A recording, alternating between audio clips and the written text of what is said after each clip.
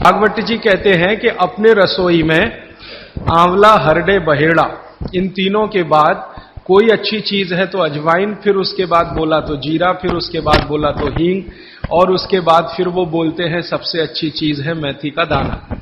इस मेथी के दाने के बारे में इसकी जो विशेषता है मेथी की, ये वात नाशक है और कफ नाशक है। वात और कफ, दो बीमारियों को जड़ से खत्म करने की शक्ति इस मेथी में है। मेथी पित्त को बढ़ाती है, वात को कम करेगी, कफ को कम करेगी, पित्त को बढ़ाएगी। इसका मतलब यह हुआ कि मेथी उपयोग अगर आप करते हैं तो वात की बीमारियां खत्म हो जाएंगी पूरी तरह से, और कफ की बीमारियां खत्म हो जाएंगी पूरी तरह से। पित्त की बीमारियां बढ़ सकती हैं क्योंकि मेथी पित्त को बढ़ाती है। तो जिन लोगों को पित्त की बीमारी पहले से है, उनके लिए विनती है कि वो मेथी का उपयोग ना करें। जिनको पित्त की बीमारी पहले से है, वो मेथी का उपयोग ना करें। पित्त की बीमारी आप समझते हैं, एसिडिटी होना, हाइपर एसिडिटी होना, अल्सर होना, पेप्टिक अल्सर होना, मुंह में पानी आना, खाने का हजम नहीं होना, खाना खाने के 2-3 घंटे बाद भी खाने का टेस्ट मुंह में रहना, डकारे आना वगैरह वगैरह, हिचकी आना, ये ज्यादातर पित्त से जुड़ी हुई बीमारियां। तो मेथी के लिए भागवत जी कहते हैं कि पित्त के रोगी छोड़कर वात और कफ के रोगी इसको भरपूर मात्रा में ले सकते हैं। अब वात की बीमारियां अगर आपकी हैं, घुटने दुखना, कमर दुखना, कंधे दुखना, जोड़ों का दर्द, मेथी का उपयोग जरूर करें, जरूर करें। अब आप पूछेंगे जी मेथी का उपयोग करने का तरीका बहुत सरल बताया भागवत जी ने कि रात को 1 गिलास गुनगुने पानी में या गर्म पानी में 1 चम्मच मेथी दाना डाल दें, रात भर उसको रखें, सुबह उठकर मेथी दाने को चबा चबा के खाएं। चबा चबा के खाने का महत्व तो बहुत है। कई लोग मेथी की फंकी लेते हैं, पिसा हुआ मेथी होता है ना, उसकी फंकी लेते हैं, लेकिन फंकी का महत्व तो इतना नहीं है जितना चबाकर खाए हुए मेथी का है। क्यों? कारण उसका यह है कि जैसे ही मेथी आप चबाते हैं, लार बनना बहुत तेजी से शुरू होती है, क्योंकि मेथी का जो स्वाद है ना, वो कटुक है, कषाय स्वाद है उसका। तो उस स्वाद की कोई भी चीज आप चबाएंगे, बहुत तेजी से लार बनेगी, और वो लार मैंने आपको पहले ही बता दिया है, आपके जीवन के लिए बहुत ही महत्वपूर्ण और उपयोगी है।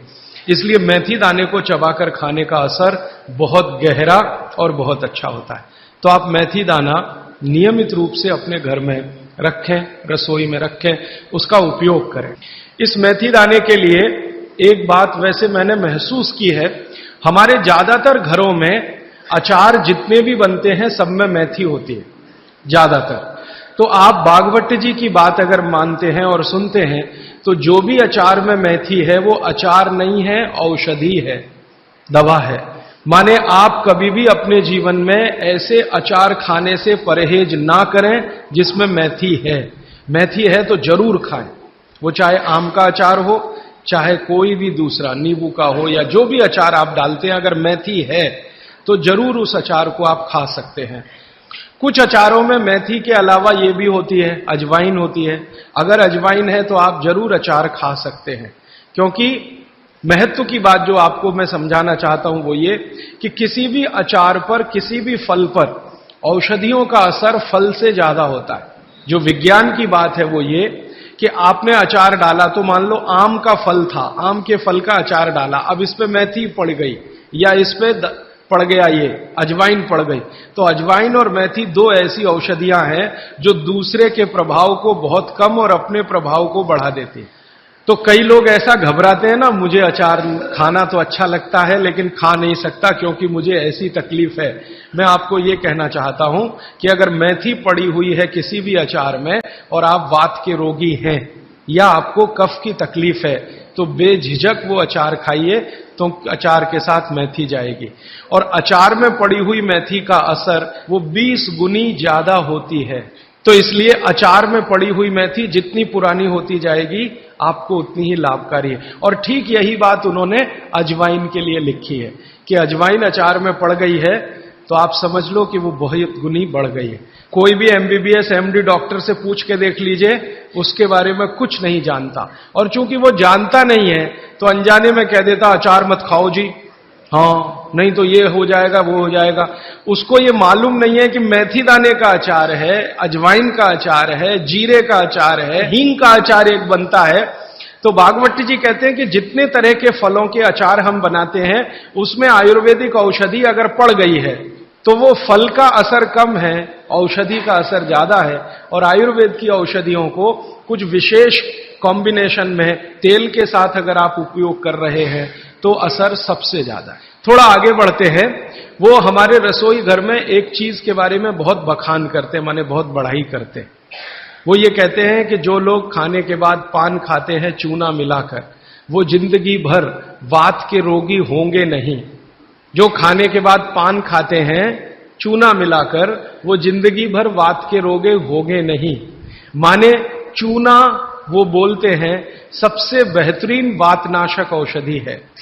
मेथी का दाना तो है ही, चूना उससे थोड़ा 1 डिग्री ऊपर है। मेथी दाने से चूना सबसे अच्छी वातनाशक औषधि है। चूने के बारे में भागवत जी का बहुत बहुत रिसर्च है, बहुत रिसर्च है। और वो ये कहते हैं कि ये भगवान की दी हुई प्रचंड मात्रा में अद्भुत ऐसी चीज है जो आपके वात के सब रोगों को दूर करेगी। माने घुटने दुखते हैं, कमर दुखती है, कंधा दुखता है, चूना खाइए। फिर वो कहते हैं कि इतना ही नहीं, शरीर में कैल्शियम जो है ना, कैल्शियम ये एक घटक है, माइक्रो न्यूट्रिएंट इसको कह सकते हैं अंग्रेजी में, सूक्ष्म पोषक तत्व है। ये कैल्शियम के बारे में जो गंभीर बात है आज के विज्ञान के हिसाब से, जो मैं कहना चाहता हूं, भागवत जी ने तो 3500 साल पहले कह दिया, आज का विज्ञान उसको प्रूव कर रहा है, कंफर्म कर रहा है। वो ये कि कैल्शियम की कमी अगर शरीर को है तो आपको 20 नहीं 50 बीमारियां आएंगी। कैल्शियम की कमी अगर है शरीर को तो 50 बीमारियां आएंगी। क्या क्या आ सकता है? हर तरह का दर्द आपको होगा, हर तरह का, मांसपेशियों का दर्द, हड्डियों का दर्द, सब तरह का। हड्डियों की जितनी विकृतियां हैं वो सब कैल्शियम की कमी से आएंगे। हड्डियों के जितने रोग हैं वो सब कैल्शियम की कमी से आएंगे। फिर वो कहते हैं कि रक्त के बहुत सारे रोग कैल्शियम की कमी से आते हैं, रक्त के रोग, खून की बीमारी। फिर वो कहते हैं कि बहुत सारे कफ के रोग कैल्शियम की कमी से आते हैं। तो कैल्शियम कम नहीं होने देना चाहिए। जो विज्ञान आज का कहता है, आधुनिक विज्ञान ये कहता है कि कैल्शियम वो माइक्रो न्यूट्रिएंट है, वो सूक्ष्म पोषक तत्व है जिसके शरीर में रहने पर ही दूसरे सूक्ष्म पोषक तत्व उपयोगी होते हैं। ये 12-15 साल का रिसर्च है, एक वाक्य में मैंने खत्म कर दिया।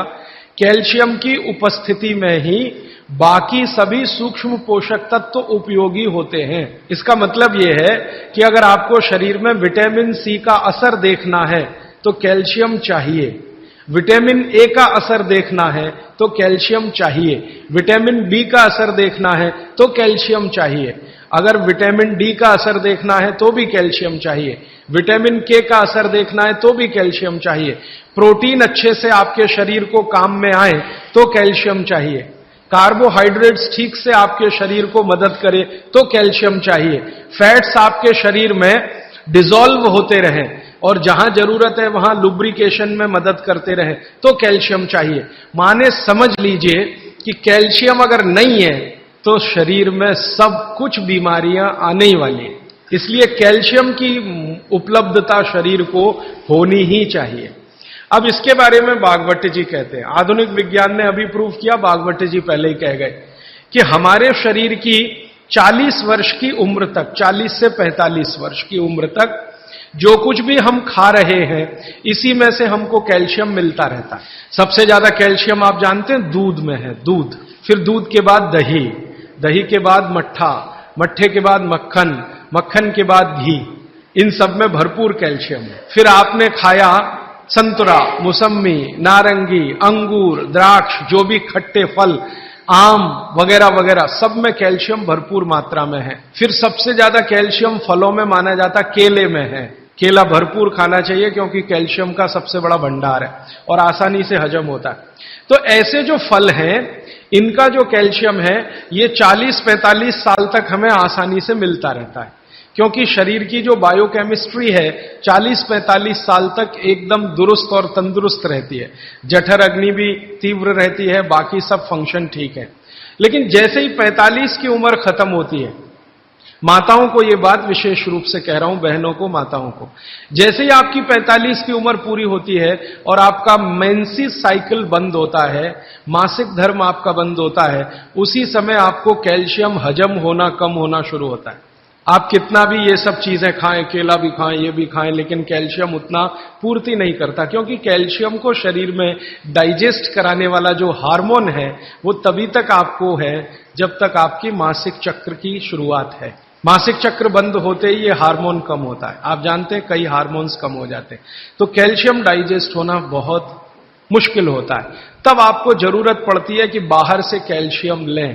इसलिए सब माताएं इस बात को ध्यान दें और इसको गांठ बांध लें कि 45 की उम्र होते ही चूना खाएं, क्योंकि अतिरिक्त बाहर से कैल्शियम उसी से मिलेगा। चूना जरूर खाएं आप सबके लिए, और आपको भी है चूना खाएं, क्योंकि आपकी उम्र भी 45 की जब पूरी होगी तो ये जो कैल्शियम है वो आपके लिए पर्याप्त नहीं है जो फलों से और सब्जियों से आ रहा है, कुछ अतिरिक्त चाहिए। और चूंकि बाकी सब माइक्रो न्यूट्रिएंट्स कैल्शियम की उपस्थिति में ही काम आएंगे, इसलिए इस पर ध्यान दीजिए। तो शायद इसलिए इस देश में एक परंपरा विकसित हुई है पान खाने की। ये पान खाने की परंपरा बहुत वैज्ञानिक है, बहुत ही वैज्ञानिक। जिसने भी शुरू की वो बागभट्ट का पक्का चेला रहा होगा, बहुत समझकर उसने ये शुरू की। और ये अद्भुत है। अद्भुत मैं इसलिए कह रहा हूं कि भारत की सब जातियों में उत्तर से दक्षिण, पूरब से पश्चिम ये परंपरा है। कहीं भी चले जाओ, आप सिक्किम में चले जाओ, अरुणाचल में चले जाओ, वो भी पान खाते हैं। और आप धुर दक्षिण में आ जाओ तो यहां भी है, उत्तर में चले जाओ, कहीं भी चले जाओ, तो ये पान खाना भारतीय सभ्यता का एक बहुत महत्वपूर्ण अंग है जो स्वास्थ्य से जुड़ा हुआ है। बस ध्यान इतना ही रखिए कि पान जो है चूने का ही खाना है। पान जो है चूने का ही खाना है। पान कभी भी कत्थे वाला ना खाएं, क्योंकि कत्था आपके लिए उतना उपयोगी नहीं है। कत्था स्वाद के लिए आप उपयोग करते हैं, चूना औषधि के लिए उपयोग करते हैं।